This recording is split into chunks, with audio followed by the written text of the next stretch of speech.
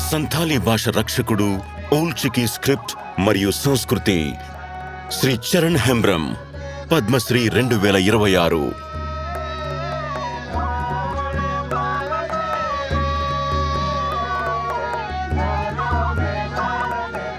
చరణ్ హెంబ్రమ్ సంతాలీ భాషకు, ఓల్ చికి లిపికి మరియు ఆదివాసీ సంస్కృతికి ఒక గుర్తింపును, ఒక భవిష్యత్తును కల్పించడం కోసం తన జీవితాన్ని నిస్వార్థంగా అంకితం చేశారు.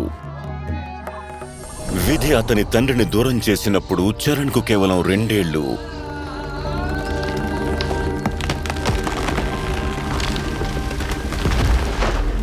అయినా తన తల్లి సంరక్షణలో అతని బాల్యం సహజంగా సాగింది. మొక్కను చెట్టుగా పెంచడానికి ఒక తోటమాలిలా చిన్న చరణ్కు ఒక గురువు అవసరమయ్యాడు. తన మేనమామ గ్రామంలో ఆ గురువును పొందారు. అక్కడ నేర్చుకున్న ఓల్ చికి లిపి ఒకనాడు సంతాలీ సమాజం మొత్తానికి స్వరంగా మారబోతోంది. కాలం గడిచింది. ఆయన తన మెట్రికులేషన్ పూర్తి చేశారు. ఒక ఐటీఐలో శిక్షణ పొందారు. ఒక సాధారణ ఉద్యోగం కోసం చూస్తుండగా జీవితం ఒక అనూహ్య మలుపు తిరిగింది. ఒక రైలు ప్రయాణంలో ఆయన తన సర్టిఫికేట్లని పోగొట్టుకున్నారు. దిక్కుతోచని స్థితిలో ఆయన మరోసారి తన గురువు వద్దకు తిరిగి వచ్చాడు. ఇది ఒక ప్రమాదం కాదు, విధి పిలుపు. సంతాలి అనేది కేవలం ఒక మార్గం మాత్రమే కాదు, అది నీ జీవిత పరమార్థం.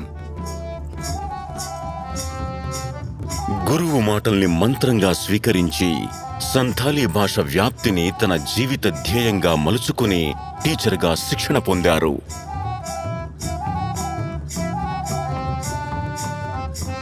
అలా గ్రామాల్లో, స్కూల్స్లో, ఆశ్రమాల్లో,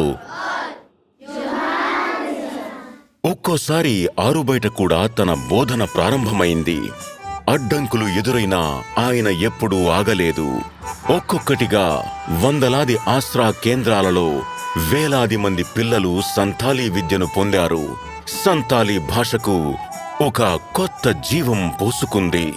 తన అవిశ్రాంత కృషి ఫలితంగా ఆయన సంతాలీ సెక్రటరీగా నియమితులయ్యారు. అక్కడ ఆయన వివిధ సంస్థలను ఏకం చేసి ఈ ఆశ్రాలకు గుర్తింపును కల్పించారు.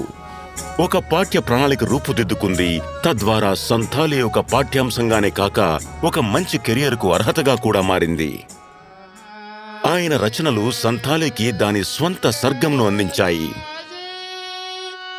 ఆయన సంగీతం, నాటకం ఒక సజీవ తత్వరూపంగా మారాయి. సంతాలీ సమాజం మొత్తం అనుసరించగలిగే ఒక లయగా నిలిచాయి. మన భాషను సజీవంగా ఉంచినప్పుడు అది మనల్ని సజీవంగా ఉంచుతుంది.